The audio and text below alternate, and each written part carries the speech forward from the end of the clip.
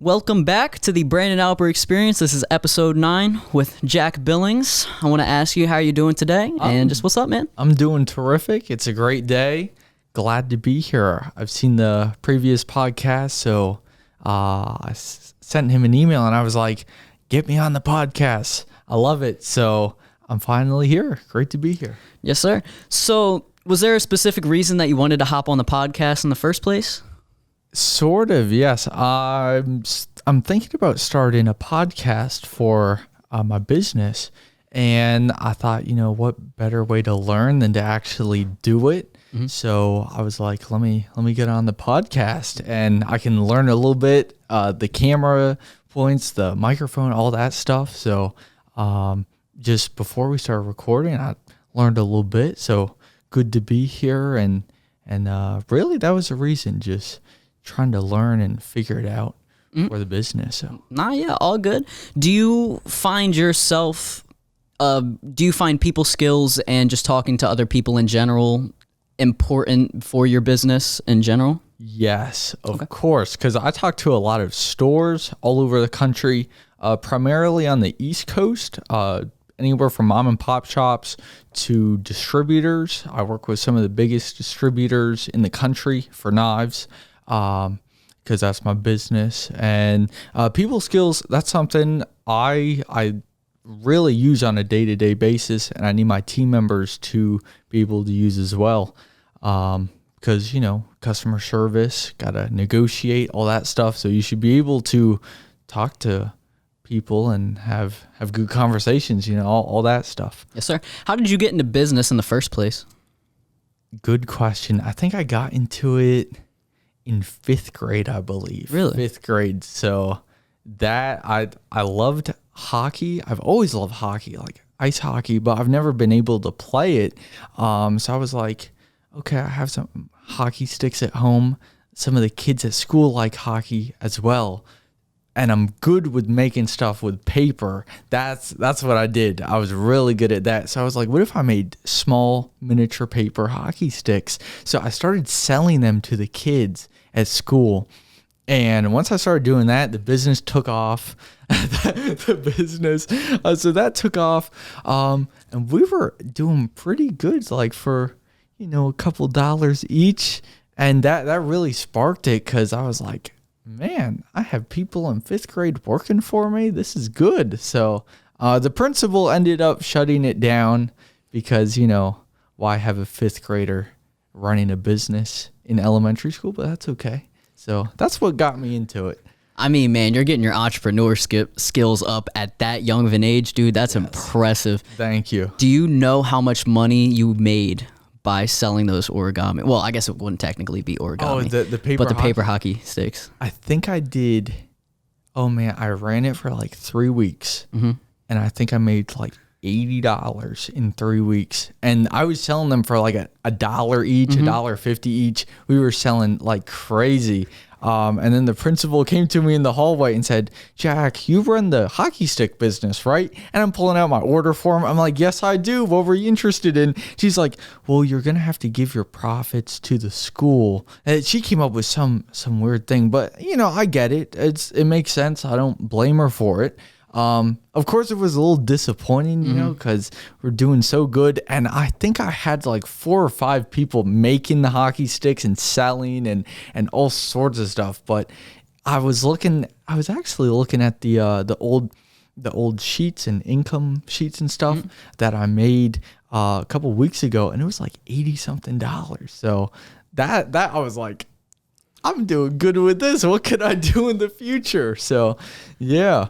Hey man, if you can learn something from that young of an age and be able to apply it to something that you're doing now, I think that's one of the most important skills that you can do, for sure. Yeah. Were you paying your workers? Yes, I was. They would make a commission on each hockey stick they sold. It was like 5 cents, 10 cents. And then they would get something like 50 cents a day for working for me. Hey man. So the hustle was real. The hustle was real, and I could tell it's still going strong, man. So I noticed that you're wearing a Porsche shirt. You have a Porsche hat in the background. Do you mind going into a little detail of why you have those clothes on? Yes, and the Porsche mug as well. Didn't even realize it. Yeah. Yes. Okay. So I love cars. Okay. My dad, I'd say he was the one who got me into it, because we go to car shows. We'd see cool cars driving by on the road, and he'd be like, oh, that's a Camaro, that's a Corvette, that sort of thing. And he really got me into it. But the Porsche, that stuff, I was in Florida, I believe it was December of my freshman year, so I think like 2018, I believe. And I was visiting my grandmother down there, and I saw all these Porsches driving and all these exotic cars, and I loved it. And so I was like, I asked my dad, I said, could we go to a Porsche dealership? He said, yeah, why not? So we went there, and actually we went to two, but the first one we went to, the guy said, oh, this is my name. I actually have his business card with me in my wallet. I've kept it in there ever since. And he kind of, he talked to me about the cars and what they had at the dealership. And I looked around, and after walking the lot, I came back and I was like, I want to own a Porsche as my first car. Mm-hmm. And he was like, and how old are you? And I said, I'm 14. He's like, all right, well, here are the steps. And he gave me all the steps on how to do it, like insurance, ownership, cost of the car. He broke it down, and he said, you have the information, now go do it. And I started Shed Knives with two other friends around that time, because we all wanted to buy cars and we knew we needed money to do it. So we started that business. And fast forward to November of 2020, I went to the Porsche Delaware dealership after a year of talking to the sales rep. Great dealership up there in Newark. And I found a car online. I was like, this is the one. And I bought a 2005 Porsche 987 Boxster. So got that, and I absolutely love it. It's my daily driver. Really? Yes. Do you mind if I ask how much you paid for it? Yeah, sure.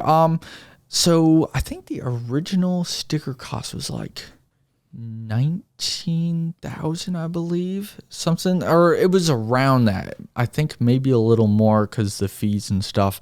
But I was like, that's expensive. But they had done so much work to it. It's unbelievable. Really, I was getting, I wouldn't say a brand new car, but a lot of the stuff in the car was brand new because the thing needed a lot of work. So I negotiated my first offer. I was like, how does 15,000 sound? Mm-hmm. And they're like, we bought it for 15,000. We can't do that. Yeah. It was something like that. Yeah. And so I was like, okay. And I ended up getting the price down to like 17,000, I believe. And then you throw in the fees and everything, and it was like 21,000, I believe. Okay. And then and the thing is, it's a manual. I had to learn how to drive a manual on that car. And I bought it. I didn't know how to drive it, so my dad, he had to drive it home. But yeah, that's the price there. Do you know how to drift by any chance? Oh, good question. I know how to do it in the video games. Okay, fair enough, man. But I mean, I've caught a little drift on some wet roads before, but nothing like some Monster Energy drifters going with the GoPros on the car. Nothing crazy like that. And it's also kind of difficult to drift in them because the engine sits in pretty much the middle of the car, sits right behind you. So it balances the car. So it's kind of difficult. I haven't attempted too much though. Yeah, I find it interesting that you're really interested in cars, because I think that every single person has their specific interest. And I'm not really a car guy, but I always find it amazing when people know so much about cars, and I'll ask them a question and they could just literally tell me anything about it. And I mean, everyone has their specific, I guess, tastes and whatnot. Right. And mine, obviously, I guess would be considered this podcast. So if you had a question about that, I could definitely give it to you. Yeah. But other than that, I'm impressed. $20,000 at, how old are you? I'm 17. I had to stutter on that one because I turned 17 May 17th. So not too long ago. So you started this business when you were 14 years old, Shed Knives. Yes. Right? Yes. And how did you get into the knife business in the first place? Yes. I was in middle school. I was at my friend's house and I was riding home. It was in the winter and I fell off my bike. And I ended up having to get surgery a couple days later. Okay. And so after the surgery, I'm cooked. I'm like, I can't do anything. Mm-hmm. So my friend who lives right down the street, he's a great guy, really good friend of mine. He came over every day and he kept me company. And it was really nice of him to do that. And during that, we came up with some wild ideas like, when I'm better, we're going to build a boat and we're going to drive to Florida on that boat. So we came up with some wild stuff. But the knife business came from him, actually. He was like, we should make our own knives. And I said, you're crazy. What? Mm-hmm. Are you sure my parents are going to let us do that? Because I asked him where. He said, in your backyard. Mm-hmm. So we started looking at YouTube videos. We built a forge, which is, for those of you who don't know what a forge is, it's basically a really hot campfire. It gets like 3,000 degrees. So it's super hot. We built that. And then it just tried as a hobby. Like that's what it was. I don't think his intentions were for it to turn into a business. But we got another good friend of ours to come in. And every Saturday we go out, make a couple knives, and we traded our machines, or our knives for machines, and just kind of built from there. Do you consider yourself a blacksmith then? Sort of, yes. I'd say so, because our first piece we actually did, we were like, why do a knife when we could do a sword? So we did a sword. Are you serious? Yes, our first thing was a sword. I found a piece of metal in the woods. Like the thing was maybe like 4 feet. And it could be a sword. And my dad was like, no, keep that there. Like that's junk. And I got to point out real quick, he's a very positive person. So for him to say, yeah, that you want to turn it into a sword, I was like, that's a challenge. So I brought it back. And then I turned it into a sword with my friend. And I have it actually sitting on my fireplace, like on the mantle. I have it up there. So nice little display piece. I love it. Do you watch Game of Thrones at all? No, never seen it. I was asking you that because that sounds like something straight out of Game of Thrones with the sword on top of the fireplace. That sounds dope. Yeah, I think I'm in the 1 or 2% of the population who's never seen an episode of Game of Thrones. Yeah, I've seen every single episode. I've never seen it. Hey man, all good. Are you a TV show guy at all? TV show guy? Like, do I like TV? Well, yeah, like, do you watch TV shows? You watch movies at all? Yes, of course. I actually watched The Matrix last night with my family, so that was cool. I've never seen that movie either. It's cool. I recommend it. Okay. But I wouldn't say I'm a big TV person. The only reason why I really watch it is if it's like I'm getting ready to go to sleep. I need to like kind of decompress, like chill, or if it's for the news. Like I watch Fox Business. I watch that occasionally, usually when the market opens, because I do stocks and that sort of thing. So I love the market picks. That's what it is. Are you into crypto at all? Yes. Dogecoin to the moon. Dogecoin to the moon. How early did you get in?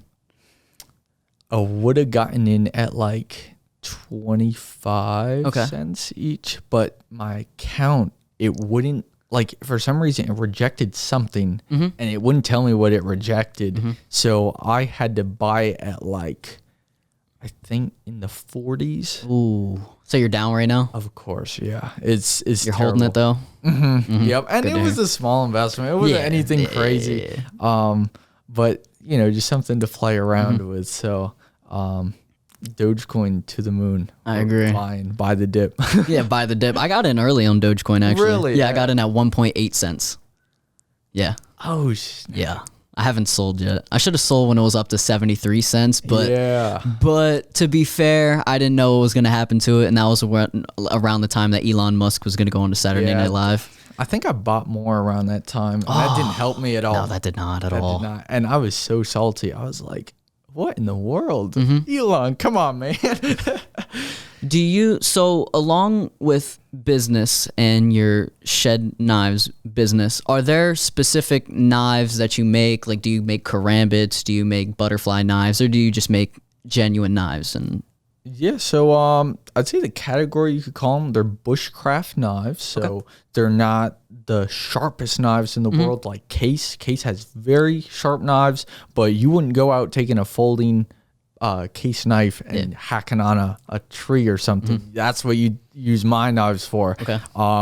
So the blades are much beefier.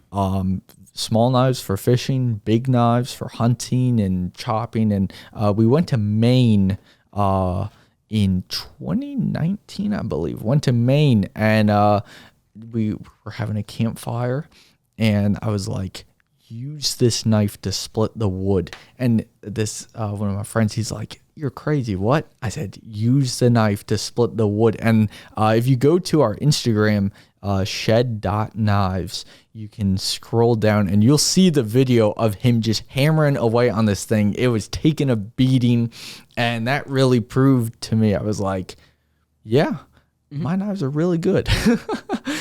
So that bushcraft knives, that's what it is. So when you make these knives, how do you do it? Do you get the metal? Do you somehow melt it down? Like, what do you do in order to create these knives? If I'm not spreading your secret out. No, that's fine. I won't give you all the secrets. Of course. But really the basics, you take a sheet of steel. You can get the steel like Tractor Supply, local steel mills. You can get it from your neighborhood woods. Like you can get steel anywhere. But I get some high quality steel from Pennsylvania, and really you just draw the design, you cut it out, you grind it, put it in the forge.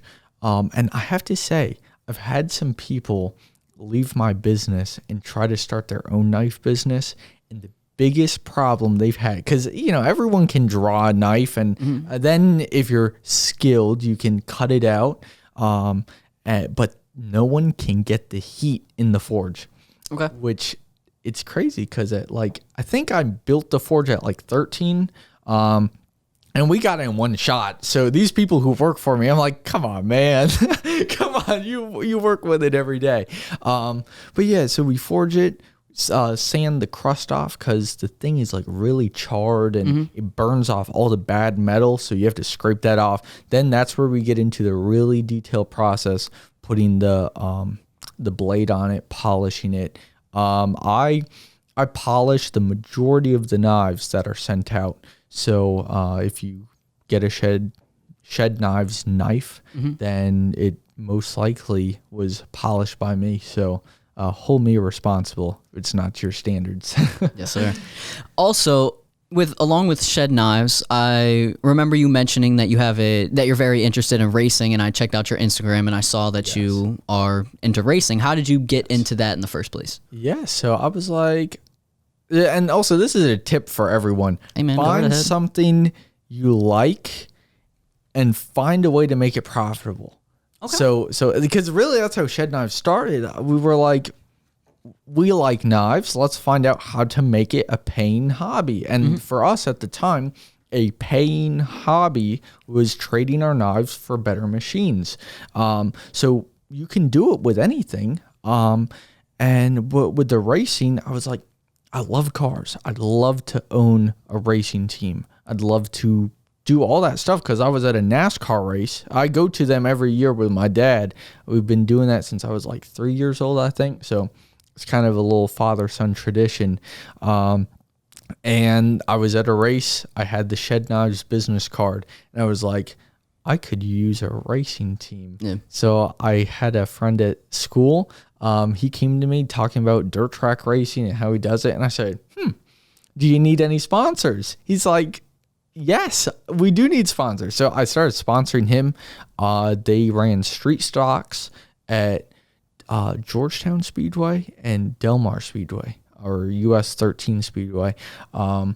And so they did that. That was fun. And then I'm sponsoring TJ Henry or THR. That's their team. And I believe they're out of Greenwood. I could be wrong, but I believe Greenwood. And they were running in Florida in January. They did that.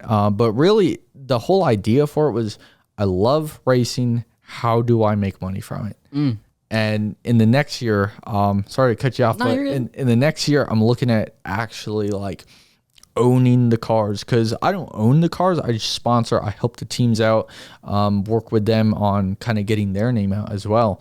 So I just want to start like an actual racing team, Shed Knives Racing. Okay. We do have the Instagram for that, and that's on our website as well. So you can check that out. But I want to own the cars, own the team, go to the biggest tracks in the country, do that. So you may see that in a year or so. I'm actually working on that right now. I trust the process. Oh, same here. Yeah. Of course. Support for the Brandon Alper Experience is brought to you by Manscaped, who is the best in the world for men's grooming below the waist. Manscaped just launched their 4th generation trimmer, the Lawnmower 4.0. I'm one of the first people to try out the new Lawnmower 4.0, and I'm absolutely blown away by the performance. The craftsmanship and details on the 4.0 are next level. Their 4th generation trimmer features a cutting-edge ceramic blade to reduce grooming accidents thanks to their wonderful skin-safe technology. This upgraded trimmer includes a multi-function travel lock, or if you press the button 3 times, it will engage the travel lock. The Lawnmower 4.0 also consists of a 4K LED light that helps give you a precise shave where you can turn it on or off as needed.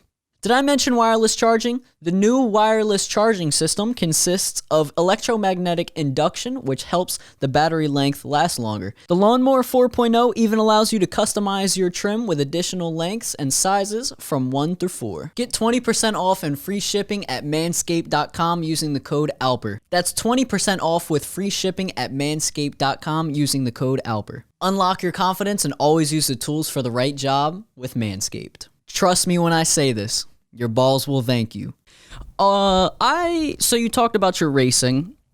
Do you actually race at all, or do you just sponsor the racing in general? I just sponsor. Okay. I've offered to race though. In our 2020 season. They were short. Something happened where they were like, I don't know if we can race tonight, something like that. And I said, you want me to get in the car? And he was like, nah, I'll just race. So I kind of got them out racing that one night. I'd love to do it though. I really would. I've raced go-karts and I do dirt bikes and that sort of thing. So, do you go to car meets at all? Yes. Can you explain to me what a car meet is like? Because I've never been to one, but I always see them happening and on people's stories, but I don't understand what actually goes on there. A basic car meet or an exotic car meet? Because I do the exotics. Okay. Let's start at the basics. Okay, let's start at the basics and then let's go to the exotic. Okay, so the basics, you have a bunch of people with cars that they think are pretty nice, and they show up to a parking lot. Could be any parking lot, maybe like a Pep Boys parking lot or something. They show up somewhere and they show off their cars. They open the hoods and then they talk cars and, oh, I'm running a Hemi. No, you're not.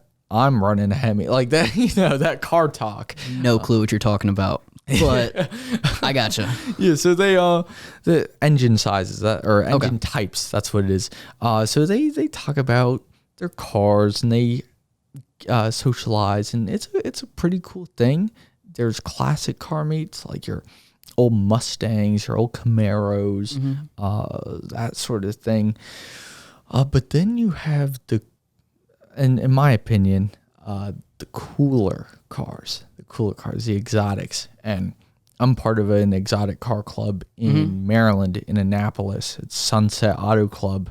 And it's not just we show up with our cars, we park, and we act cool. No, we show up at like a Starbucks or something, and then we all get radios. We load the car with decals. I still have the decals on my car. You get the numbers, the sponsors, all that stuff. So I just kept it on my car because it looks cool. But we go all over the place. We went from Annapolis to Hoopersville in our last drive, and that was insane. That was crazy. So if you're looking for a good experience and you have an exotic car, Sunset Auto Club, that's the way to go. I bet the people that are listening to this probably do not have exotic cars, but I understand what you're trying to get at. That's okay. And they post their stuff. They have a website. They have all that stuff. Very friendly group. Great group of people. Because a lot of these car clubs, well, not a lot, but some of them can be, I don't know, they have that like pack mentality. Like, you can't get me because I'm with the group. So they'll do burnouts and, be obnoxious, but that's not what this car club is. We don't do that stuff. We're all family friendly. That's what it is. I gotcha. I have a question along with, your cars and whatnot. Of course. You wear, I would say, fairly, expensive clothing. You have a Porsche shirt, you have a Porsche hat, you got the Helly Hansen jacket. Do you try to create an image for yourself, or do you think that is just who you are as a person? Good question. I'd say a little bit of both. Okay. I like to convey myself as, I guess you could say, professional, because I know some people will not take me seriously when I say I'm 17, I own a business. They don't take me seriously. They're like, what? No, you're not. You're lying. That stuff. And so you kind of have to dress the part for some things. So that's why I like dressing a little more, you say, nicer than, I have a step above style. Okay. So I like to kind of do that sort of thing. And I feel good about it too. I feel really good. Even if I'm not going anywhere, I'm not going out, I'm staying in the house, I'll put on a polo shirt, I'll put on a dress shirt, some dress pants. I do that because it keeps my mindset clean as well. It keeps it dedicated to my work and keeps me going strong. So it also has to do with mindset as well. I 1000% understand what you're saying, but I'm the complete opposite of you. And that's okay. That's okay. Yeah. I mean, I'm hosting a podcast. I got a Vans hoodie on. I got Adidas pants on. I understand the notion that people want to dress professionally, but I always think that if someone's going to take you seriously, someone's going to take you seriously regardless. And that's just, right. I care more about personality wise than the vision that I'm trying to create for myself. And if someone truly knows who I am or wants to know who I am, just have a conversation with me, just talk to me. But on the other side, I get if you want to create this visual for yourself that is, because I mean, we are all judging of people. And if we look at someone and we see them as dressed up, we're automatically going to think, oh, okay, well that man, seems sort of professional compared to the person that isn't dressed up as nicely. But at the same time, I'm a person that I don't really care. I'm not going to look at a person who's dressed up, and this is nothing against you, but I'm not going to look at a person that's dressed up nicely and consider them a better person. But at the same time, there are definitely, especially in the older generations, the people that do that. Right. I agree. And I believe clothing is a good way for people to express themselves. And I don't try to be or act like anyone I'm not. Nothing like that. It's something I like. And also, here's the thing. Some people may not understand this whatsoever, but when you get into the business world and when you meet these, exotic car owners and you go to these dealerships and all sorts of stuff, you make friends that are way older than you. Like a lot of my, I guess you could say, good friends are in their 40s, 50s, and 60s. So I sort of take on that lifestyle, that persona, because you become the I think I've heard this. It's like you become the top five. Yeah, it's like the top 5 people you hang around. That's who you become. And a lot of the people I hang around, they're business owners. They're very professional. So you kind of take on that image as well. Yeah. You're starting out young. Yes, that's right. No, yeah, I definitely want to. I don't want to say definitely want to enjoy my youth, but I don't blame anyone for wanting to get their life professionally or business started earlier, because it's the sense of, I guess, delayed gratification where you're putting your mind forward right now in order to be more successful when you're older, so you can just relax and whatnot. I don't know. I've always been the person where I consider myself a half full kind of guy, but I'm always, at the same time, I want to have fun at the same time that I'm doing something. And some people always say sometimes you have to not do something and be more focused on your craft than having fun. But I'm always the person that just wants to, if I'm going to find an excuse, I'm going to find the excuse to, hang around people and whatnot. Right. Okay. I could agree with that a little bit. Yeah. I could understand that, but I'm also very dedicated to my work. Okay. See, that's different. Yeah. That's where we're different. Yeah. Where, for example, I've only been to one homecoming in my school, and that was freshman year. And other than that, I was like, nah, I'm not going. My sophomore year, I missed my homecoming so I could learn about stocks. That's what I did the entire night from, because I do that sometimes. I'll miss an event so I can grow my knowledge, grow my skills, because I know in the long run, it's going to put me ahead. It's going to benefit me in ways that other people might necessarily not have because they didn't take those extra steps. And some of my friends are like, Jack, you got to live a little. You got to have fun. And I agree. I have fun. I do that. Just, I don't know. It depends on what is fun. Okay. I'm not going to lie. I'm on their side on this one. I'm not trying to disagree with you. No, because that's okay. Yeah, I would never tell anyone. I would never force anyone to live a certain life. Right. Yeah. And I like that you're willing to listen to your friends and take their constructive criticism, but at the same time say, all right, you know what? That's your opinion. I would rather do this, and I respect that. Yes. Yeah. And I respect everyone's decision on what they want to do. Not everyone understands why I own a business at 16, 17 years old. So why do you own a business at 16, 17 years old? Because I want to be able to rely on myself. That's what it is. Rely on myself. And a big reason as well is provide opportunity for others. Because I have a strong desire to help others, because a lot of people have helped me. Don't think this is a one-man job. No, I believe it. Only me. Even for those of you listening, like, you need people to help you to get wherever you're going. So I want to be able to help people as well. And in my opinion, I think, well, what better way to do that than to own a business, make it the best experience possible for both the customers and the employees? Because there's a lot of people who hate their job. And I don't want people working for me that hate their job. I want to make it a good experience. And I actually had a guy, he had a really bad vehicle accident, I think a couple months ago. And he called me. He's like, Jack, I miss being in the shop.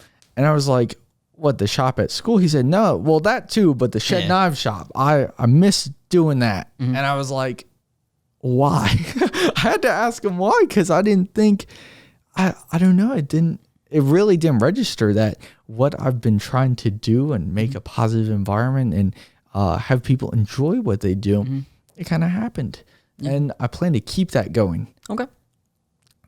So do you think that how different, I don't mean to sound weird when I say this, but how different do you consider yourself than a normal person would at our age? Good question, man. I'd say similar. Okay.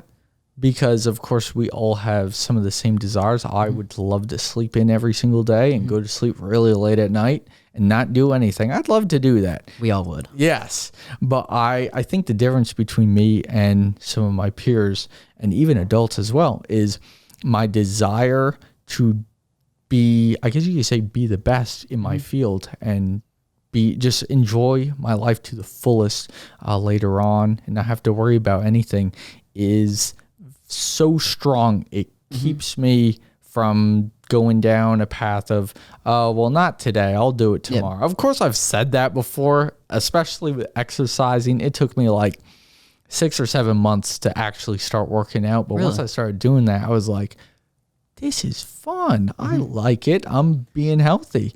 Because actually, I have to elaborate on that. A very good friend of mine, he's 17 as well. He does real estate, and he's looking at growing that as well. 17 years old in real estate? Yes. I kind of look up to him, actually. He's a really cool guy. Gave me a lot of tips. We went to school together in middle school. That's where I met him, because I switched schools to go to this new one. And he's always told me for like several years, he's like, health is wealth. I want to be on my mega yacht, walking around, being healthy, not having to worry about anything at a very old age because I lived a healthy lifestyle. And I was like, okay, yeah, I get it. I understand it. And I thought being healthy is like being active, drinking water here and there, that sort of thing. But then I started taking it serious. And that's when it clicked. I was like, you got to be healthy in all aspects. So health is wealth. Remember that. Yes, sir. And I'm the person that I'm going to ask a question, even if it's, controversial question or it might make the person uncomfortable. So I'm going to have to ask this because I always think of this when it comes to the delayed gratification situations. And my question is, and obviously there's ways to refute this, which you might have a reason to, is life can end at any point. You don't know what can happen because you could be driving down the street and someone could just crash into you and your life is over, right? Yes. How does that scare you at all that you're not having this fun and you're trying to be delayed gratification wise, but life can in a sense just end at any point? Do you ever think about that? I'm sorry if this No, that's good. And I have to say, you. No, okay.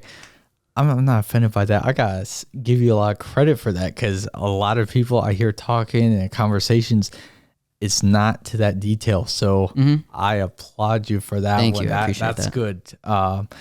Really good question. So I'd say I'm not scared by it. I'm motivated by it. Okay. And it makes me, by motivation, it's not like, oh, I have to, I don't know, fill in the blank. Yeah. It motivates me by, I want to be able to get my results sooner. Because my goal is I'd like to be able to retire, keyword be able, have the ability to retire at 26. Okay. Not necessarily retire because I love what I do. I love all my business work and I feel like I'll just be getting started at that age with the bigger things that I do. So I'd say it just motivates me to work a little more now because you never know when your time is. And it just makes me, I guess, be a little more grateful for what the day has. Yes, sir. I really like that answer, by the way. Thank you. You're welcome. Because I want to make sure, I'm not purposefully trying to trip you up, but I'm trying to bring up things that maybe you haven't thought about because that's good. I told you before we started, I always have these... Well, I actually was talking to your mom about this. I find it interesting because a lot of the entrepreneurship talk, I think, it's very optimistic. Yes. And I'm more of a realist than it comes to optimistic. Right. And how did you get this optimistic personality? Because I wish I could be at your level, but at the same time, I enjoy the level of realism that I'm at. Oh, yes. So how did you get to that point in your life? Oh, man. I don't know where to start on that. I think it goes with a lot of things. Okay. Maybe my home life as well, because my dad, he's very positive. He's always been there to support me with a lot of the things I do, and he's always had a good attitude about the crazy ideas, really crazy business ideas I come up with. He'll be like, never heard that one, but that is cool. Yeah. So maybe that's where I get it. But also some of the other things that have happened, like maybe a rejection from my peers, that sort of thing. Because I've told a lot of people like, oh yeah, these are my goals. This is what I like to do in the next 5 years, 10 years. And they have no idea what I'm talking about. Because let's be honest here. How many people do you hear talking about, oh yes, I'd like to own this much real estate in the next 5 years. Oh, I'd like to invest this much in the next 6 months. You don't really hear that. So when I tell people that, I often get rejected, especially by my peers, because they have no idea what I'm saying. And I've noticed through high school, when I was a freshman, I was really, I wouldn't say center of attention, but I was always where the action is happening. I was always talking to people, meeting people, where now I'm not really into the high school socializing, that sort of thing. I'd prefer to be up at, let's say, Porsche, Delaware, test driving a car. I'd prefer to be out at a car rally doing something, or out at a coffee shop or a library reading, really focusing on myself, learning how to be better. So that optimism, it comes from, I'd say a big part of it is rejection. That's what it is. And it sort of motivates me even more to do the things I want to do, which with some people, when they're rejected, it shuts them down. Yes. Where I've had that happen before, of course, but I learn how do I not get shut down next time? And then it just builds me up. So you become, I wouldn't say bulletproof, but it really helps you out when you start learning how to deal with those problems that a lot of people don't deal with at this age. I think that you're very well spoken for your age. Thank you. Thank you. My pleasure, man. It's the Chick-fil-A in me, by the way, coming out right there. Also, I just turned in my 2 weeks. Really? For Chick-fil-A. Yep. It was because I believe that I work at my bright side job, and I don't mean to turn the attention away from you. I just want to explain this to you. No, yeah, of course. So I think that I needed more time personally to myself, and this is once again where we're different. I enjoy my time alone. I enjoy my time being able to play my video games. I enjoy the time being able to watch my movies. I enjoy the time being able to be out with my friends, go for walks, exercise. Right. And those days that I did work at Chick-fil-A, I always worked a 4 to 9 shift, and I had to work here at where I am where we are right now, 12 to 3. So those days that I did have to work, it was my entire day gone. So I worked 12 to 3 and then a 4 to 9. That is my entire day gone. I really have no time for myself.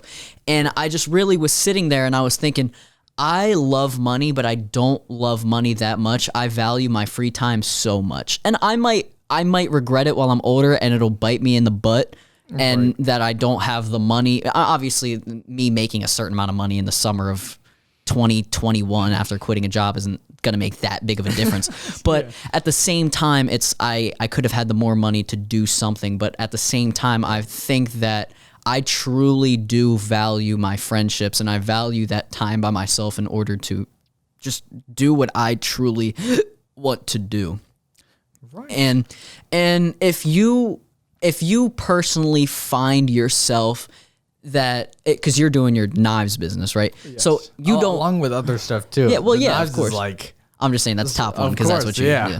Yeah. So I'm bringing that up because it seems as if you have a passion for what you're doing. And this obviously isn't to be offensive, but that I didn't have a passion for taking people's orders. Right. But what I will say that it did was I put this on my 2 weeks notice letter, by the way. I thought that it really increased my people skills and it increased my way of always having a smile on my face, even in bad times. In order, if someone is a bad customer, I'm still going to try and be nice to them. Now that doesn't take away the fact that I will be a little bit passive aggressive, but that's just the person that I am. Yeah, right. Oh yeah, of course, man. And I really do find what you're doing impressive, especially at this age. But my question to you is, after that, do you think that you're growing up too fast? Oh, man. I thought about that. I was like, I may wish I went to a homecoming or a prom. I may wish I went to the beach with my friends or something like that. But I say this so often, and I'd say the older I get, whether it's a day older or 6 months older, I say a lot more. It will all be worth it when I'm sitting on my mega yacht in Sarasota, Florida, with a margarita in my left hand, a cigar in my right, soaking up the summer sun with my family and my friends. It will all be worth it then, because that is one thing that keeps me motivated, just that lifestyle to do really whatever you please. So growing up too fast, okay, sure. Yeah, I guess you could say I'm doing that, but I'm enjoying the experience. I'm enjoying the people I meet along the way, because it's getting me much farther ahead than a lot of my peers. And that's not to brag, that's not to boast. I'm not like that. So please don't think that's what I'm doing here. It's just like reality. That's what it is. So in reality, 9 out of 10 businesses do not end up successful. Yes. And I'm not saying that in a way to come at your business or come at other businesses in general. I'm just, once again, asking the questions that, people, in my opinion, need to ask, because I'm a 18-year-old kid with a podcast who right. cares about their future, but at the same time wants to ask the questions that people want to hear. Are you afraid that your dream, that yacht dream, is not achievable because most people do not end up at that level? And I'm not saying that you're not going to end up at that level, because I believe that if you truly do believe that you're going to end up at that place in your life, and you believe that you're going to reach that success, and you truly strive at it, there is still a possibility, honestly a major possibility, that you won't reach that level. And that's where I'm at in my life, where a lot of people are willing to take that step in order to try it, because at least they tried in the first place. And even when I take those steps, I'm still proud of myself, even if I don't reach that level. But does that ever hit you when other people who have the same dream as you still don't ever reach that? Or is it the fact of you pursuing the dream in the first place? I'd say, there is a little bit of fear there, I guess, like, oh, this may not happen. You're losing out on skills that could really get you a secure job. Yeah. That sort of thing. So I understand I'm missing out on that what is it? Like the second plan, the fallback plan. I'm missing out on things that could really set me up for the fallback plan. But think about this. And for the people listening or watching that have a goal or have something big they want to do, this is what I think. If you have a goal, you have your primary goal, don't start working on your fallback plan, because the stuff you're working on your fallback plan for, you could put that work into your primary plan. So why not devote your time to that? And so that's what I do. I think if I put my 100% time, energy, and focus into my primary plan, my goal, my mindset, or the thing my mind is set on, if I put all my time and energy into that, then why couldn't I get there? Because there's a lot of people who don't get there. That's true. Not everyone gets to be on a podcast. There's things, not everyone, or everyone can't do everything, and that's okay. I won't be able to do everything. No one can. That's a fact. But it's I don't know. It's not fear that gets me. It's those statistics, those facts. And another thing, they say I believe it's 1 in 1 million businesses get an IPO, or an initial public offering, in the stock market, because think of companies dropping a new pair of shoes, new clothing line. That happens with stocks. They have to get on the stock market somehow. So 1 in 1 million businesses, I believe that's a statistic, they get there. And look at how many businesses are on the stock market. There's a lot. Yeah. So I think I'll be there one day. I'll be on the New York Stock Exchange. I'll be ringing that bell for my 5th or 6th IPO for my 5th or 6th company. So, there's a little bit of fear. There's fear with everything. It's just how you deal with it. That determines where you're going. Okay. I like that answer. And for me, fear is, I've had this discussion earlier before my podcast, that fear, if you have fear, it's a good thing in my opinion, because you're aware of the consequences that can possibly happen.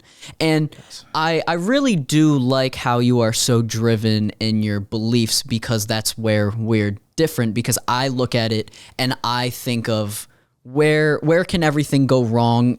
Something that I say, something that I do can set me up for failure, and I can possibly never bounce back. You have the mindset that all right, there's so many things that can go wrong, but what can I do in order to become successful? Yes. And I really do believe that you, as a person, you can take anything that someone says and take a positive out of it. And that's what I'm taking personally positives out of what you're saying, because you're younger than me. I'm older than you, and you are, in my eyes, so much, I would say, monetarily wise, mindset wise, more successful. Obviously, there's so many different motivations and different things that go into someone's success, because you can have all the money in the world and still not be happy, still not be comfortable. You can continue to drive for that success. Right. And I realized that, and this isn't coming at you, and this isn't coming at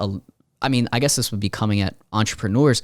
I have my criticisms, and one of them is they continue to drive for more businesses, and they continue to want more businesses rather than just settling. And I think that is what makes them so successful, is that drive, that success. But in my opinion, I see that, and I think that internally that person is not truly happy because they keep wanting more and more and more. Yes. It's kind of like, I don't want to compare an entrepreneur to a drug addict, but what I'm saying is no, that I use comparisons like that. But I'm saying I use that comparison because I look at an entrepreneur that continues to want more and more and more, and then I look at a drug addict that continues to reach that same high by you creating more businesses. I'm going to try more drugs to try and reach that same high. Right. Obviously, they're not on the same level of comparison. That's just the first thing that pops up into my mind. That makes sense. And I find this really easy to talk about because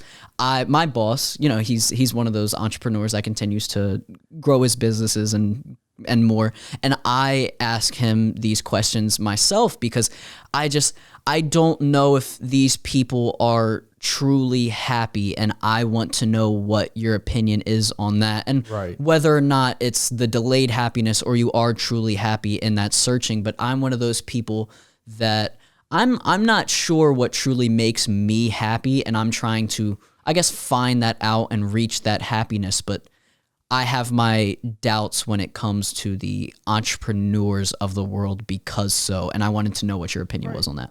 Yeah, so see, my opinion on being happy with where I'm at, that sort of thing. Okay, so I guess you could say I'd be happy with where I am, but I would not, I don't know. I'd have to actually live it to figure it out, you're of good. course. Of course. I don't think I'd be happy if I stayed in the same place for the rest of my life. Yeah, I don't think I could do that. I'd have to really just, always stay improving. That's what I've always done, is growth.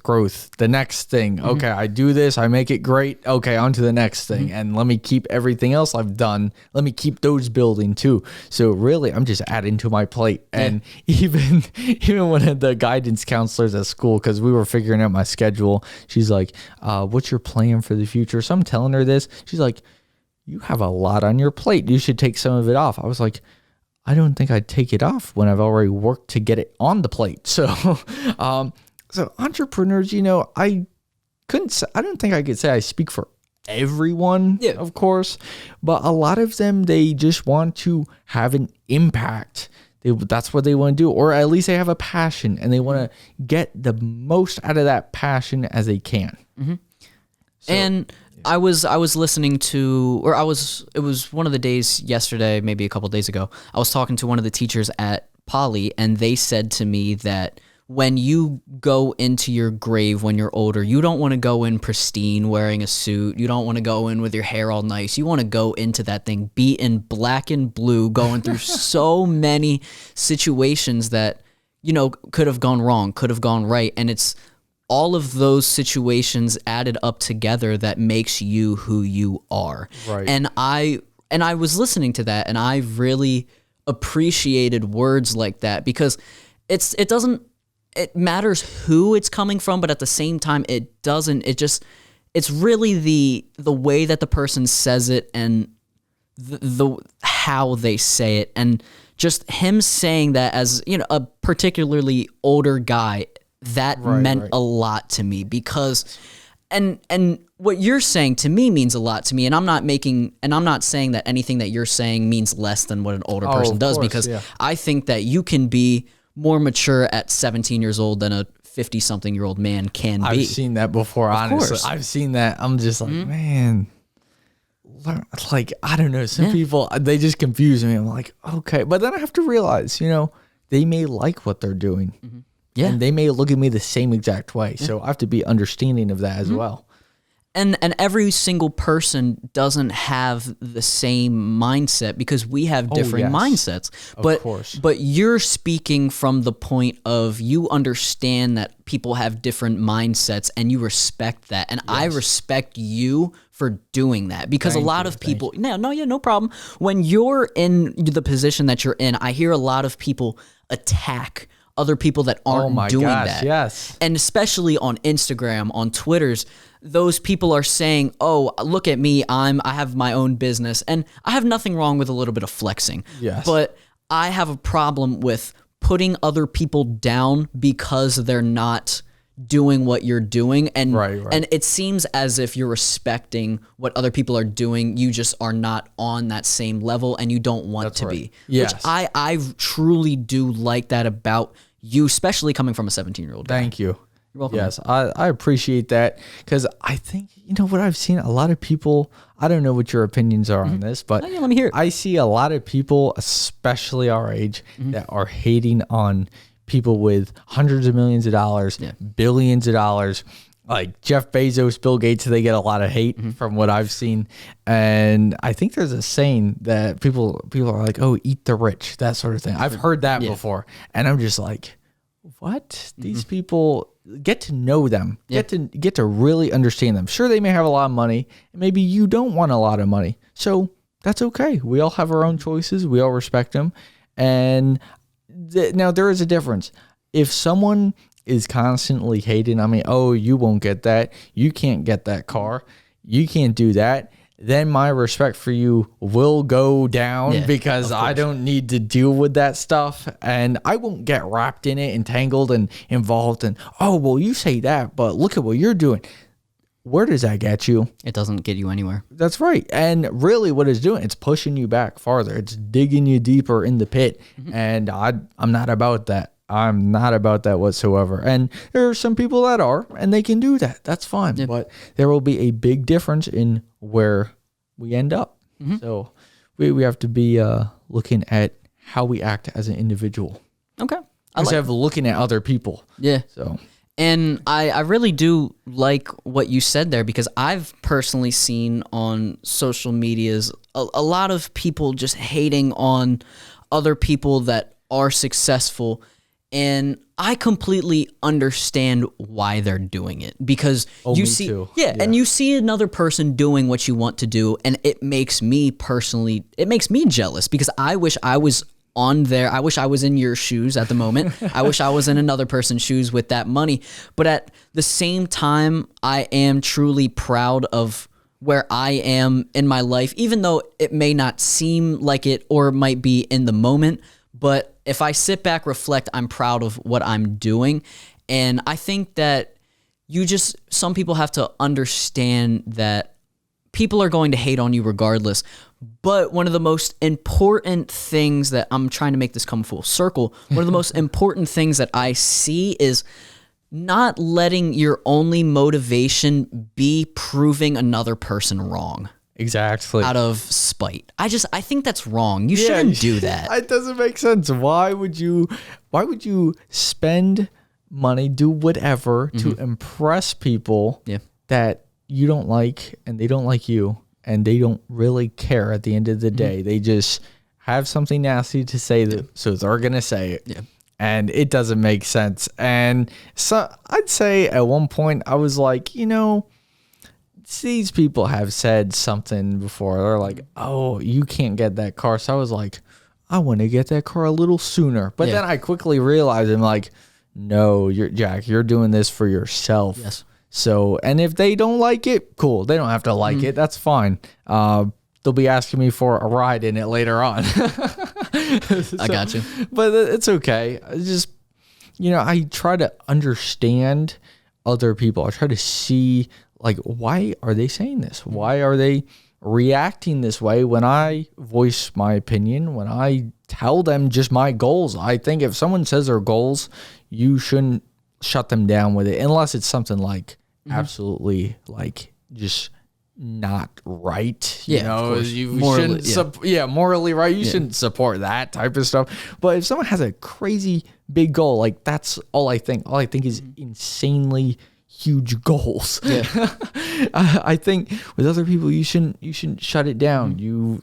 Or what I've figured out, you just don't say them, and you keep it to yourself, and you let your success show. Speak for yourself. Yeah, that's right. You let it show what you're capable of without even having to say anything. Yeah.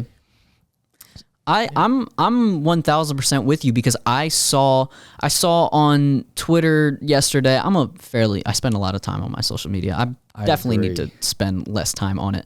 Yeah. But I saw something, and it was a tweet saying that a teacher or a student said to another student that you'll never be an engineer for NASA or something, and then the person said, so that day I decided that I wanted to be an engineer for NASA. And I saw that and I said, all right, I'm proud of you for getting that job. But is the only reason that you got that job was to prove that person wrong? I bet you $1 million. I don't have $1 million, but I bet you a lot of money that person does not care that much whether or not you reach that point in your life. Exactly. So I don't think that you doing something in order to prove someone wrong, especially with parents, because there's a lot of parents or coaches or counselors that say, oh, I don't think that you should do this because I don't think you're going to be successful in it. Right. And if they tell you that and your only goal in life is to prove them wrong, you, in a sense, are proving them right because you're only doing it for them in the first place. Yeah. You should be doing...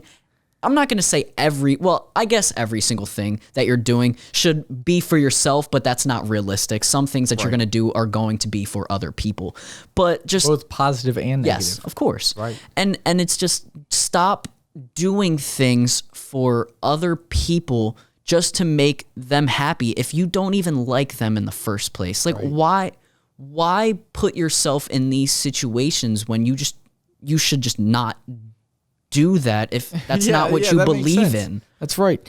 Yes, I've had people, I guess, I wouldn't say control my emotions, but have a severe impact on what I do for the negative. Like I've dealt with rejection with relationships and that sort of thing. And some of them have really shot me down. Like, man, you're nothing. You aren't who you thought you were, that stuff. But then it takes me a couple of days. I get back to it and I'm like, oh, hold on now, big fella. you got some work to do. You got to make up for that. So I mean, people can have their opinions. I would say I don't go a day at school without hearing something negative about what I do. Really? And yes, and it's something kind of sad to say because I never thought I would say that sort of thing, but it happens. People ask the dumbest questions that try to knock you off your podium, all that stuff, and I deal with it so often. And I have people that maybe send me messages like, oh, you're being fake, you're doing this, that, and the other. But at the end of the day, why should you be focused on one person out of 7.8 billion people in the world? Why should one person control that? They shouldn't. You should be in control. So mindset is a big one too. I guess you could say I've constructed my mindset to deal with criticism and negativity much better than a year before, 6 months before. If you're still listening at this point, you've probably heard me say a lot of short-term things, and that's because a lot of the things I do are short-term based. And some things have a end goal that's many years out, but a lot of the things I do are short-term because I don't believe in wasting time. I don't do that. And I'm very, very productive with the stuff I do, because why take 30 days to do something when you can do it in a weekend? Why drag it out? And that's where we're different. You're driven. I'm lazy. I'm a procrastinating dude. Yeah. It's okay, but at the same time it's not, but I get what you're trying to say. I got to say, that's why we got DoorDash and Grubhub and those things, because people, I'll get up early. Like this morning, I got up early, went to the, went to Sport Clips, got my hair cut. I was one of the first people there right when they opened. So I'm driven. And there are other people like, who aren't as driven, and that's okay, because not everyone can be driven. It would be so competitive if everyone wanted to have a business or just being that driven. It would be crazy. I agree. Absolutely insane. And we need everyone. We need all types of personalities. Now, I like that. Sure, we can. I kind of disagree with myself here. Like, we could go without the negativity, but sometimes we do need it a little bit to change certain things. But just to clarify, I'm not a supporter of negativity whatsoever. I'm not. But there are some things in this world that they're not the best, but sometimes we need them just to bring us closer together. And that's where we're different. I think that you shouldn't. I don't want to contradict myself, but I think that negativity is important because I think that we would have a really odd world, and I don't know what it would be like if we were all positive. And I think that that would be a utopian society, which we are never going to reach if every single person was positive, because that's just not how certain human beings are. Some people are more haters in certain aspects and other people are. Right. Some people are optimistic, and then other people are, once again, the pessimists of the world. But I think that balance of those people that are driven, and then the balance of people that want things to be handed to them on a silver platter, I think that's how the world works. And I think that it's important for all different types of people to be on this earth, because I honestly just think the world would be boring, and we are really interesting creatures. That's right, we really are. Us as human beings, just the fact that every single person's different. Every single person has, I'm just going to say random things, different eye color, right? Like, every single thing about us in general is interesting. And I was listening to a podcast, right? And it was Joe Rogan and Neil deGrasse Tyson. And this kind of has like nothing to do with what we were talking about, but it also does. Okay. They were talking about, Neil deGrasse Tyson was saying, why is it that aliens would be interested in us? And Joe Rogan responded with, he wasn't attacking Neil deGrasse Tyson, but he said, "Do you know how interesting that we are? Like how we're different people, we're different beliefs, we have different things.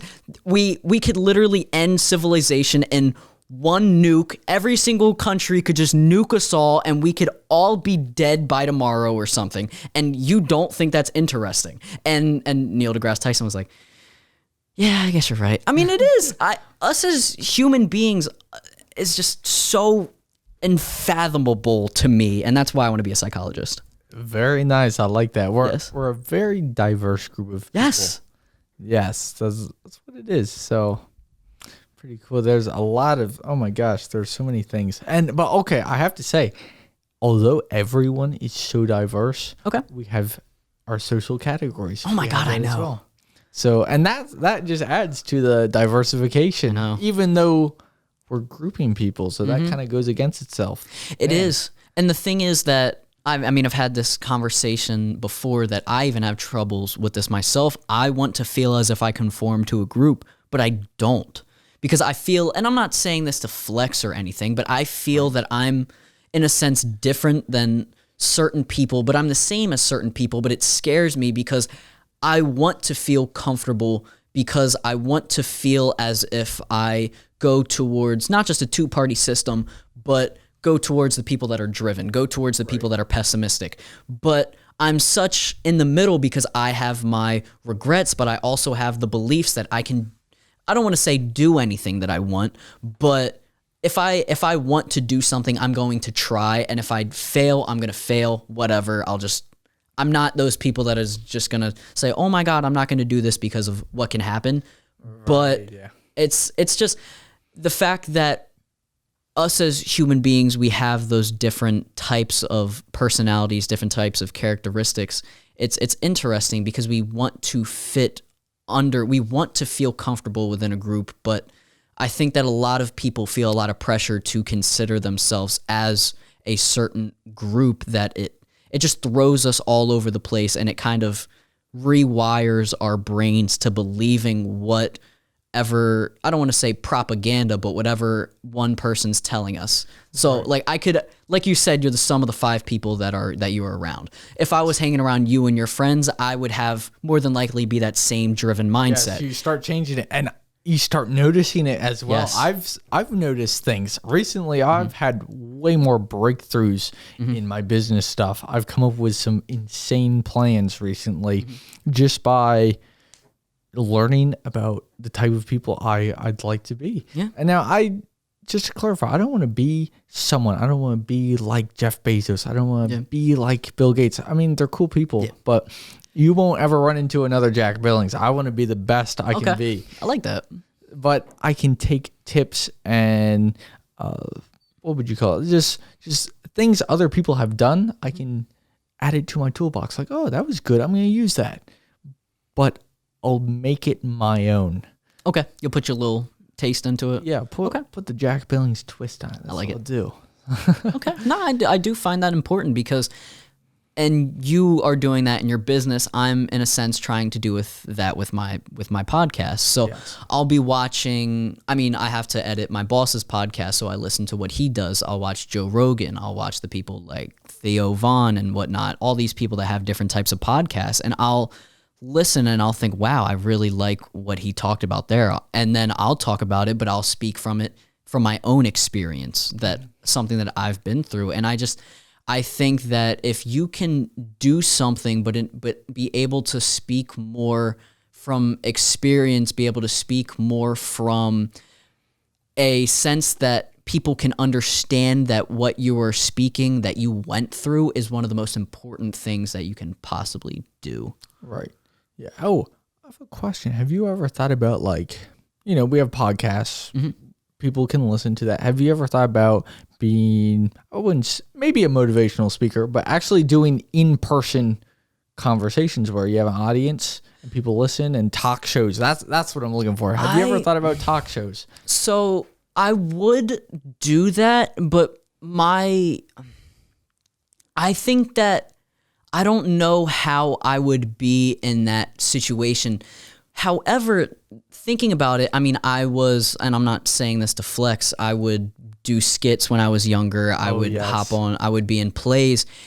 But I think that that's a completely different topic.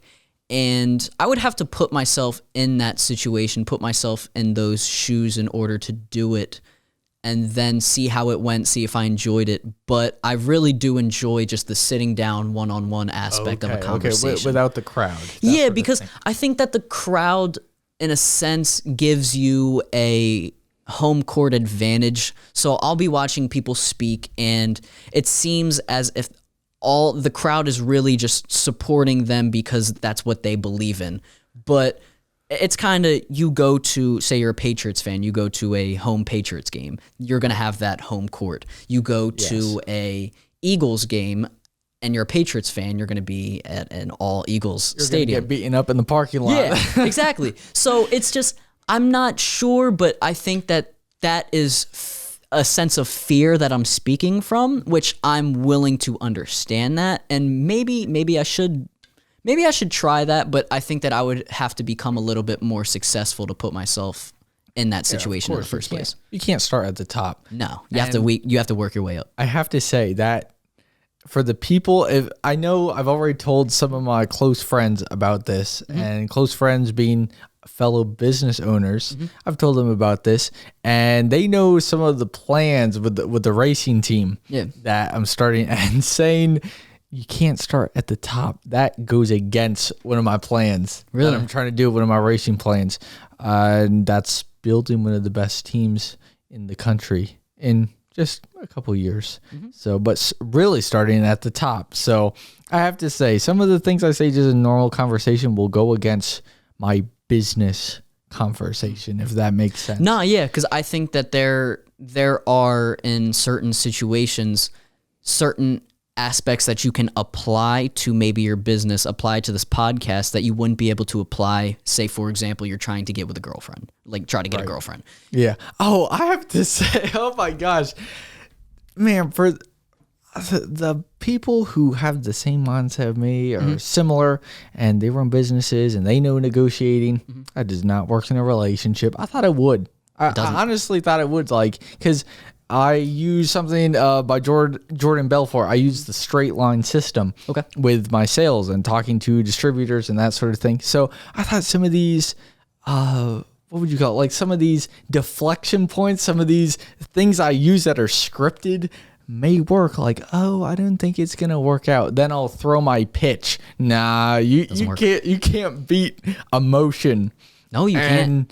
Being in a business environment and really creating a business environment at this age, I wouldn't say it's taken the emotion out of me. It's just sort of turned it down a little bit. It's toned it down. So because you can't be, oh my gosh, I can't do this because then I'm going to take business away from Buck Knives and Kershaw and all these other companies that I work with. I can't do that. I have to be so aggressive. I sort of, I'll be 100% honest. I kind of see myself equals with some of the biggest knife companies in the country, even though our sales do not match whatsoever. Good for you, man. I'm serious. My mindset is I have to beat them. I have to be number one. And that is like, that emotionless mindset sometimes, I guess you could say it comes into the non-business life. But don't get me wrong, I'm a very nice guy. I'm not gonna if I see you walking down the street, I'll be like, what are you looking at? You know, I'm a nice guy, believe me. It's just being in a business environment all the time, it sort of programs you to only do business stuff. Okay. And that I found that is hard with relationships, and that sort of pushes people away. Yeah. And what I've personally noticed is that conversations, especially with this podcast and comparing them to conversations that I would have with a normal person, I think that that's really important because, in my opinion, I think that it's a lot easier for someone to compare or see a facade in actual person because you can see the person in their eyes. Right. But the problem is with falsifying your personality is I've had 9-10 episodes already released of this podcast. So if someone really wanted to watch through it and pick out what I've said and see how it contradicted for themselves, they could easily tell that I'm putting on a facade in certain episodes. Okay, and that's what I'm trying really hard to do, is just being the realest version of myself that I can possibly be, where if you watched all episodes of this podcast, my personality will translate through every single episode. And obviously there's going to be certain aspects of some conversations where I'm going to tailor to another person to make the conversation go better. But just understanding that I'm not fully changing who I am in order to make the conversation more better or entertaining. I just really think that realism is what is going to make you the most successful. And I'm not coming at you, I'm not coming at entrepreneurs, because if you are, and I'm not saying you are, if you are putting on a facade of you, of this, mindset of you being as successful as possible, I can't see it at the moment because I'm talking to you and I honestly see that you're being truthful. Yes. But some people will watch this and say, oh, that kid is clearly lying. Oh, yeah. If they can see... People say that. People accuse me of being fake. Yeah. And I get that. And I'm not coming at you, but there's a possibility that you are. And I'm not saying that personally against you, but just taking what I've learned about human nature and applying it to you or even me. I mean, I could be putting on a facade myself for this. Exactly. Yes. This is, for the people listening, this is like the first really conversation I've had with you. Yeah. So, I mean, I knew who you are. I've seen you before, but this is like the first conversation. So you could be playing me like a PlayStation. Yeah. Man, you never know, but I don't think you are. Yeah. And I have to go back to the being fake part. I know for sure this one person, but and I will leave.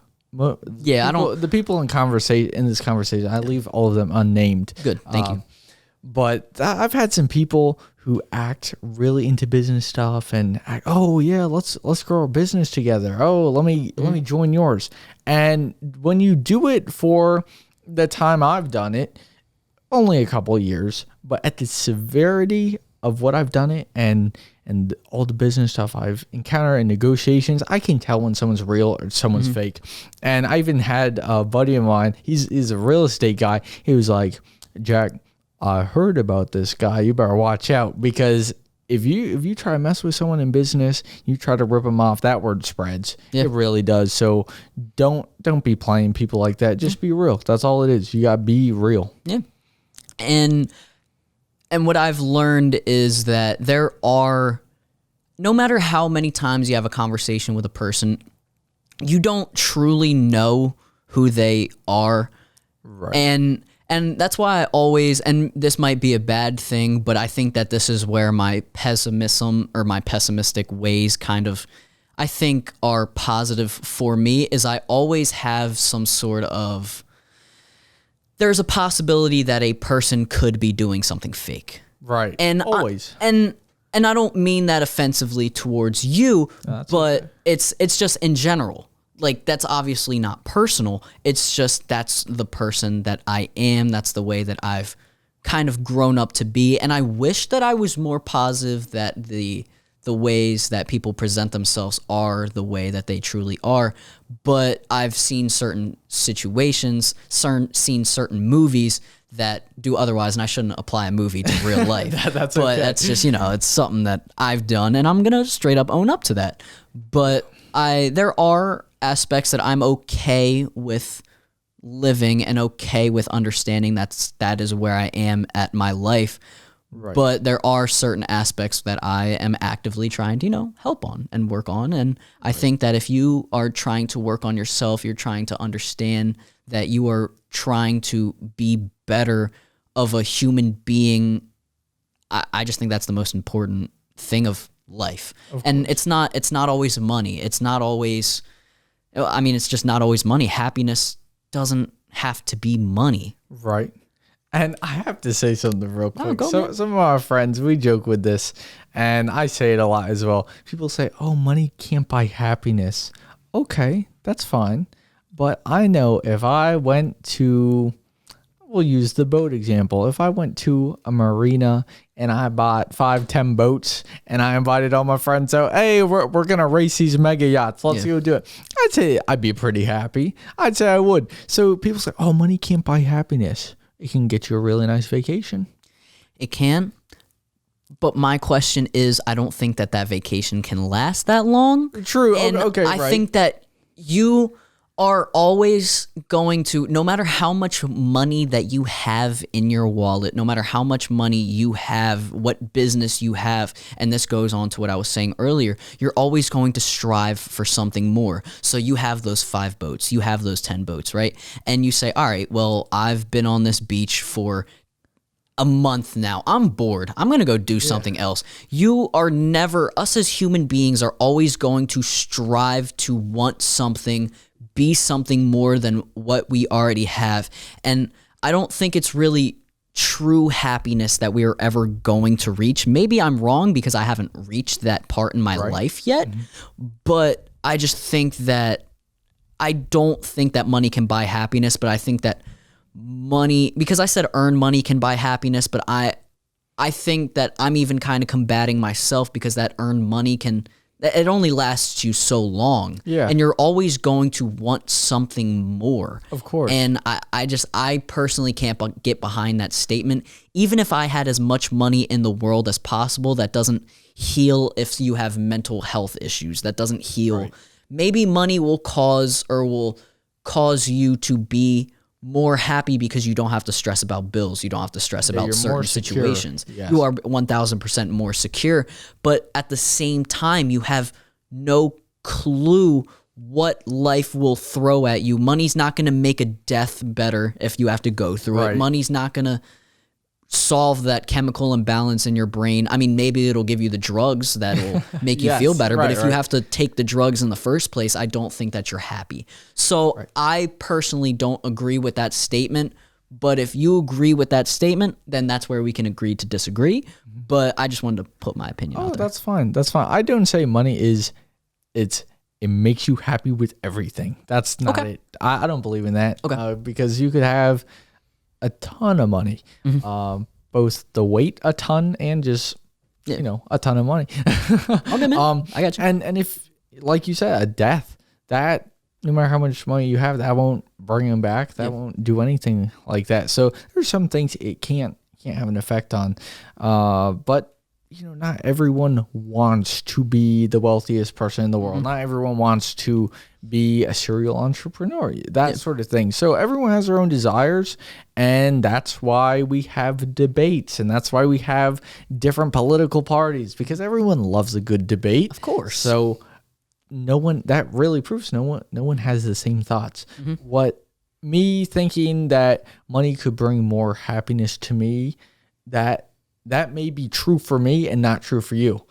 And that's okay, because like we said earlier, humans, we're a diverse group of people. We really are. And everyone is unique in their own way. And we have to respect each other on that and understand they may be looking at me like I'm crazy too. Yeah. And I've said that to myself before. I was like, yeah, some people, man, they're why are they saying this? That's crazy. I don't understand. And I'm like, whoa, they're saying the same exact thing about me. Or that's okay. That's okay. Yeah. And exactly. I mean, you said earlier that when you end up successful, that person's going to be in wanting to ask for a ride in your car. Yes. And they're hating on you at the moment. So even though you're hating on them, I'm not going to say hating on them. Yeah, for I'm hating. not. I don't do that. But I'm not saying that you're doing that, but you in a sense said that you wanted your revenge towards them as well. Not directly, but you sort of implied it. Oh, yes. And yes. I just, and there's different aspects or there are different similarities that I'm drawing in between the optimist and the pessimist. And we are all human beings. We all have flaws. We all are good at certain things. We all are bad at certain things. But I just don't think as humans we should hate on each other, and we should be more kind, but we should also open up our eyes to attempt to see more things that might be below the surface, if that makes any sense. Yeah, I'd say that makes sense. I'd say that would. And going back to it wasn't hating on people. I understand. It wasn't that. But what you were saying about doing things because someone said you can't do them. Yeah. I've actually gotten some motivation from people saying, "Oh, your business that won't be successful." It's just like, "Oh, really? Well, wait until you see my next plan that I've been working on for the past 2 months." So it does kind of motivate me a little bit, because it's like you have an audience watching you, but they're not watching you to win. They're watching you to fail. Just like in some sports games, you'll see they're like going with the Patriots and the Eagles. If the Patriots have the ball, they're running to the touchdown. The Eagles fans, they're probably thinking, man, I hope that guy trips. Yeah. I hope he stumbles over his shoelace, that sort of thing. So I sort of put myself in that stadium where a lot of people who they can't stand me for whatever reason, maybe because, I mean, I could go on forever on reasons, but for the people who don't like me for whatever, they don't support me, I sort of put myself in a stadium like they're trying to watch me fail. Let me show them that I'm actually succeeding and I'm doing good. Okay. And it may change their mind and see, oh, well, that proved me wrong. I can believe in more people. So it's not pleasing others and any of that stuff. It can be a motivation for me sometimes. And this is where the pessimist in me comes out. And I don't know whether this is me speaking from listening to psychologists talk, or this is just a random assumption that I've created in my brain. But I think that the need and the want to prove them wrong shows some sort of insecurity within the person in the first place. So there's a little opening that person did crack, and you want to prove them wrong, meaning that there is something within you that is not fully settled, that there's not fully, a wound that's not fully closed that they crept into. Right. And I think that the one to prove them wrong shows that you are not fully secure. And that's not an attack to you at all. Yes. Because I do the exact same thing. Yes. So I think we all do. Yeah, of course. And I don't think that us as human beings are completely secure. And I wasn't 100% sure, but one of the guys that I listened to said that if you truly believe in your goals, you won't tell them or talk about them to other people. I think that's what they said, but I'm not sure how I feel about that, because obviously you want to tell other people. Right, but at the same time, I get what they're trying to get at, because you're telling them in a sense, and this is just, once again, my pessimist coming out, either them to tell you, I don't think that you should do that, or maybe you have some sort of regret in yourself that you're telling the other person in the first place, or maybe you want the person to cheer you on. Or yes. I don't know whether it's some psychological effect. That's just, once again, that's a part of me that's speaking from. I'll tell you from personal experience, some of my friends who, were the same age, they're business owners. Yeah. We tell each other some wild goals just because it keeps us motivated. It keeps... I'd say it's kind of like a competition. Yeah. And I joke with my friend who does real estate. I've always said, I was like, I feel like we're going to own the biggest 2 real estate companies in the world, and we'll be so competitive with it. Like Ford and Chevrolet will be the 2 biggest real estate companies, but we'll be good friends. And I think that would really show our friendship if we're still good friends and competing in the business world. So I know from personal experience, we talk about these huge ideas, not because we're trying to boast, but we're trying to, I guess you could say, build a competitive atmosphere, but also keep the goals alive. Okay. That's what it is, because they can grow and stay alive in your head, but they can also die there if you don't actively show it and work on it. They can go away.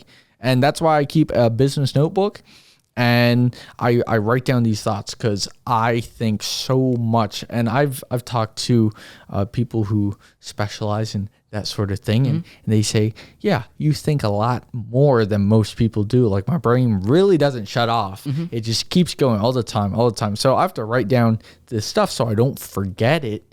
And I'll look back, I'll read it, and then I can just talk to my friends about that, or I just use it for my own use. So I have a question off of that, and it's another question that I guess is an uncomfortable question. We've talked about the pros of being in this positive mindset, but from a person that I would say, what do you find negatives of you being in this mindset? Like, are there negatives that come out of it? Yes. When you're so positive, sometimes people start to lose that. They don't connect with you anymore, because you're so looking at the bright side. Like, all you see is LED bright everything. Everything is good. And I'm not always crazy positive. I do look at the negative aspects. I may be starting a yachting and apparel business here soon. And really, it is an apparel business focused on the boating community. And I am looking at the negative aspects of starting that. Like, where will I get my sales from? How will I advertise? What are some cons of starting a business? So as a business owner, we need to look at the negative aspects of owning a business or anything like that. But some of the things that happen because of being so positive, you start to lose people because they don't connect with you as much. They kind of think you're a little crazy. Some people, they're like, Jack, God, you're crazy. I don't get what you're saying. And you lose people. And then I've noticed once I lose someone, like they're not connecting anymore, it's like, okay, that's really it. Because I'm growing and learning and improving so much that if they lost me there, they probably won't understand where I'm at next month. So, and that's okay. But that gives an opportunity to kind of inform them, hey, well, this is what I'm doing. Let me show you what I'm doing. And it can change people's mindsets and and it can change their life sometimes. Just taking the time to talk to them and try to prove, well, I wouldn't say prove what you're saying, just make them understand it, or try to, just make them give some opportunity for them to understand. That's what it is. Yeah. And because you said that the difference of mindsets is what separates you from another person. I kind of see that with you, and I'm trying, and it's cool because I'm not really drawing a connection mindset wise, which is completely okay, understandable, because it's okay to be different human beings. Of course. But I think that it's interesting that you are willing to have this conversation with me, knowing that I'm in a different sort of mindset than maybe you would. And I also am, I think, internally taking things that you're telling me and applying them to, I mean, I do a lot of psychoanalyzing even during these podcasts. I don't even know how I do it, but I can do it while I'm talking. And it's just, I enjoy that difference of opinion. Even if I can't create a connection with you, I'm willing to ask you these questions, and you're not offended by me asking these questions. And I love that. I'm serious. Thank you. And I try not to be offended by a lot of stuff, because I notice I used to get offended by something if someone said, oh, well, this doesn't make sense. I'd think, wait, what? How does it not make sense? And then I have to understand.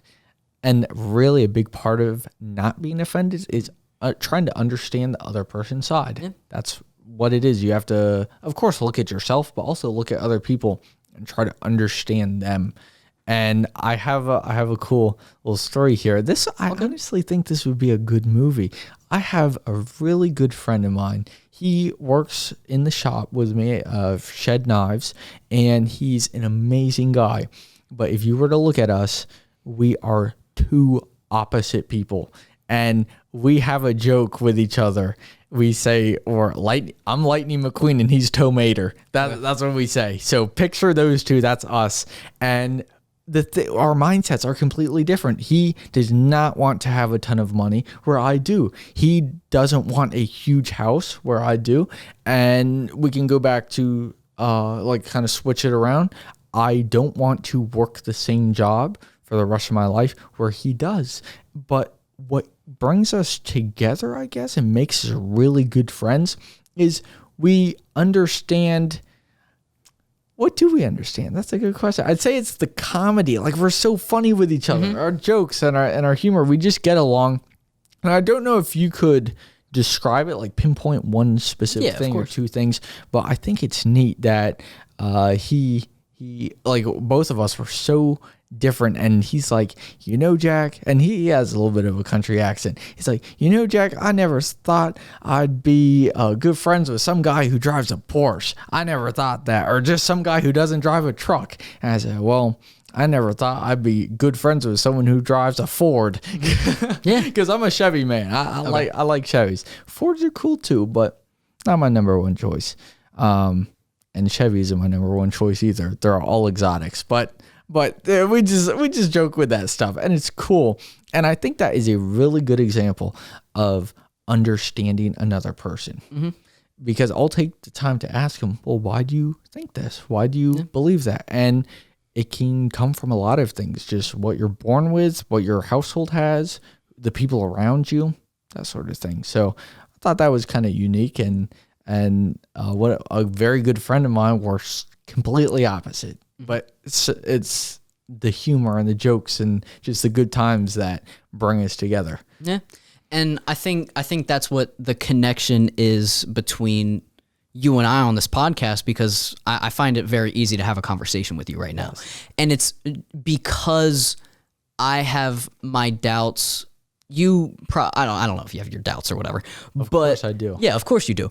But I have my doubts, you have your doubts, and just being able to, I've already said this, not become offended and be willing to talk from any point that you're feeling, any point internally or externally, just that ease of conversation is just, it's important, because you are very not offended by anything. And I really want to thank you. Of course. And same to you, because I know with most people, I wouldn't be able to get an eighth of what I was trying to say out before. So that doesn't make sense. Wait, why would you do that?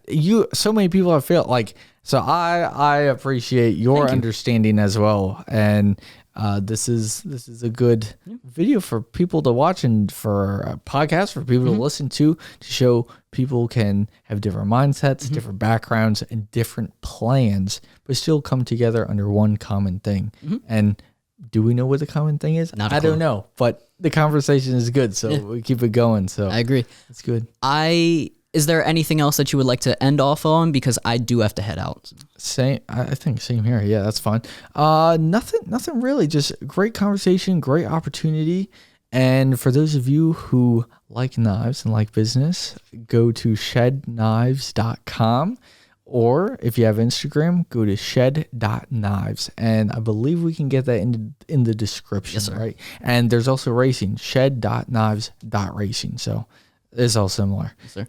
Had to respect the plug really fast. Yes, yeah. Whether or not that was the reason to come on the podcast, regardless, I respect it. I'm cool with that, I promise you. Yes, and also, I believe we can put, you put the personal stuff like right at the end. Yeah, so if you like what I had to say, send me a message. Tell me you like it. If you disagree with me, tell me why you disagree with me. And I don't say that because I want to argue with you. I love hearing different opinions, so I'm all for it. Send me a message. Yes, sir. All right. I appreciate you very much. Thank you for having this conversation with me, man. Yes, I'm serious. Thank you. It's really good to be here. Great. Yes, sir. All right, man. I love having the guests press the red button, so if you don't mind doing that for me, it stops the recording. All righty.